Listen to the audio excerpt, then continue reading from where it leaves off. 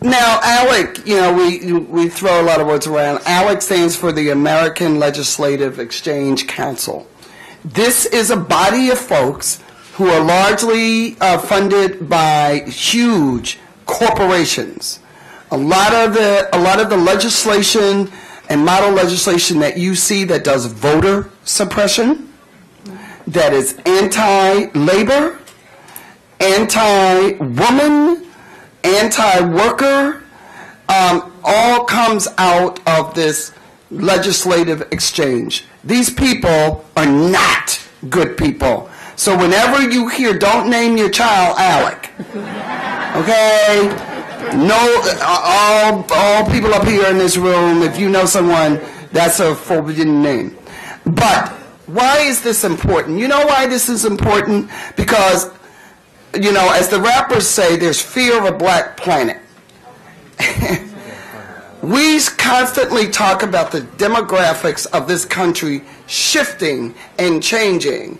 And so, in a very few short years, 2030, 2040, they throw these years around, but it may be sooner than that, this country will have a new majority. Yes. Right? And that majority will be darker, black and brown and Asian.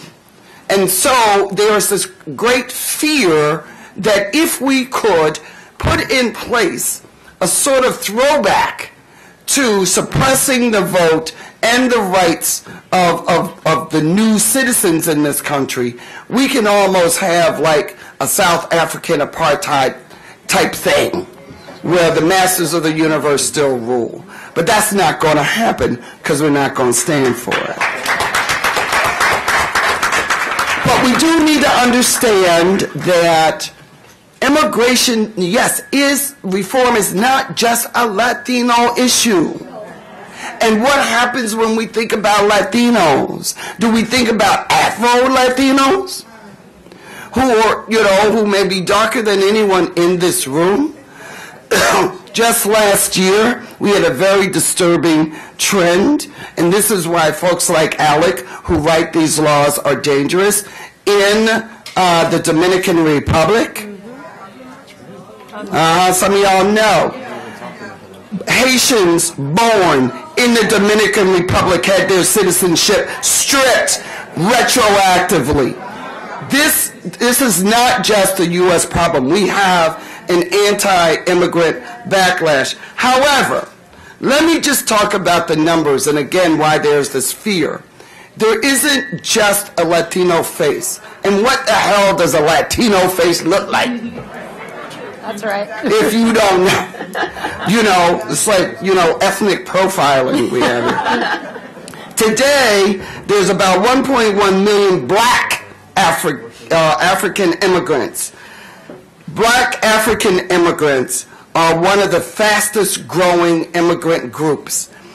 They come here and are one of the most educated immigrant groups. Now, there is a commonality here because, again, I like to highlight black faces of immigration because we are cousins and we need to come together, and having that electorate gives us real power. For the first time ever, in 2012, black folks turned out more to vote than white folks. Now you understand why Alec is so upset.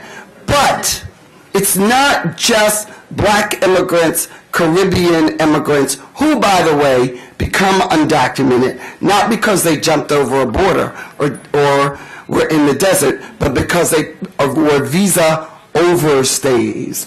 And we're not even talking about that.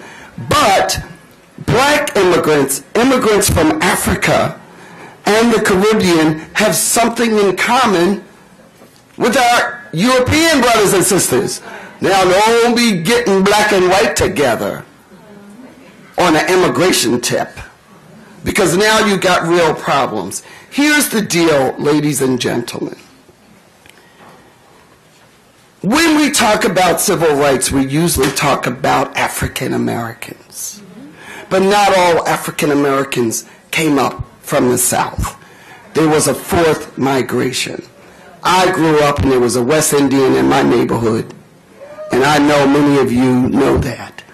There are almost 60 million first, second, third generation African Americans and black folks who are in the immigration closet.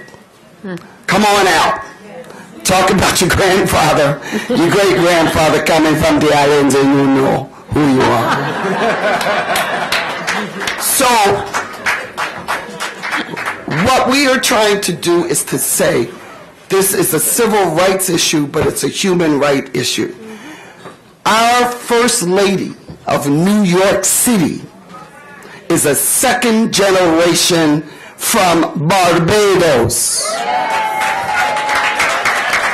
Some of you are first, second, third generation. We have a thing called the G Project.